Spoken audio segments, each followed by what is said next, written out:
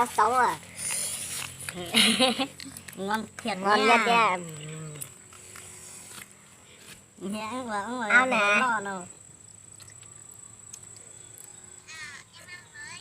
Đấy, lúc nãy bảo là con thèm mà. Đúng rồi. Mày cái này mày đeo con đua con. Ăn rồi, ăn rồi. Em uống rồi, anh mời em ăn nhá. Anh lịch sự lắm ấy. Thế cơ. Ngon quá. Này, này. Đủ má. Đây, mời em nha. Đủ má.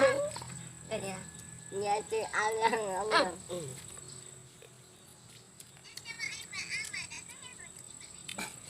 Cho em thèm lắm nhỉ. Đéo á. Không phải như này quay cơ. Ngon nhở. Đi cắn. Về quay con cá. Ngon sẽ mà. Được. Thế nó rồi. Chín rồi. Cho chị ha. Thằng này thấy nó là vàng ấy. Chả vàng mà chả vàng.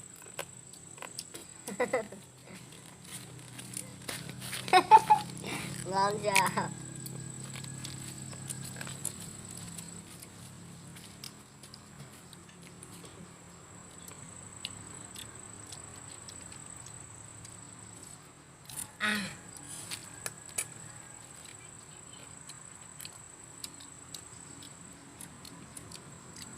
Ngon quá đấy các bạn ơi. Xem bọn mình ăn có kia không? Đi mà nó ăn thành tua.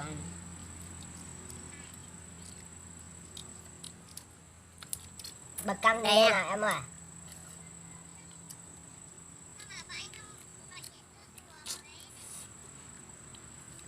Có ai bảo gọi suốt rồi. Có honor sao mà gọi được? Có tỷ ra khi có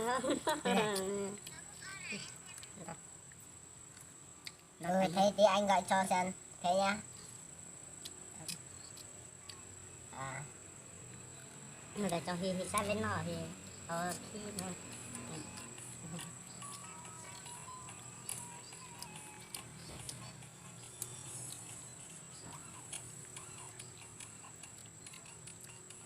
Đâu ra?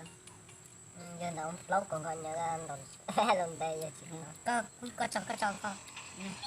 Quay ra. Này mày quay tao. Kia. Chẳng mẹ này thì ngon chưa? Đây tiền á. Này cái nào? Kia. Ngon quá. Kia mày cái.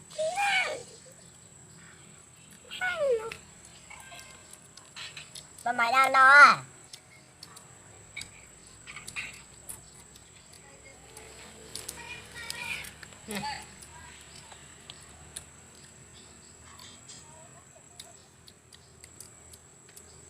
Bây giờ bọn nó đi ăn phở. Ngon quá. Bên nào rồi? Làm phở. Nó nghe thế. Ăn phở đó. Lòng mê bác phở ấy. Chợ. Chị tưởng này. Chị chọn kìa.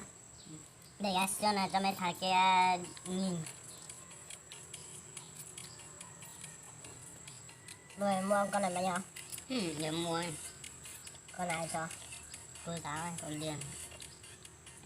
Cho mấy con một con này. Nhiều con kia nấu trong người kìa. Đây nha, bắt đầu ăn hết nha.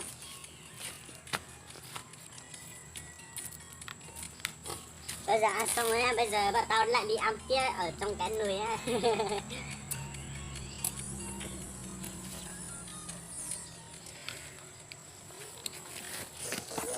Đây này, trống chưa hết nha. Tay bẩn thật này. Đùm ha giờ cái ta.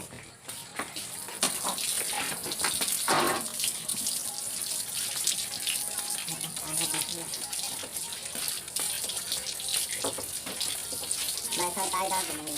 Hả?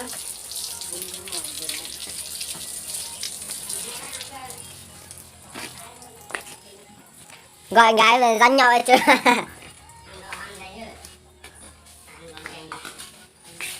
Ui bây giờ lại phải ăn đây. Con đi không?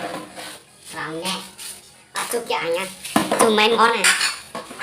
Ngon lắm. Thì cái món này món gì? Món này ăn đi ngon vãi lờ luôn Món đi. xuê đấy. Món gì? Cá với là cá chứ. À.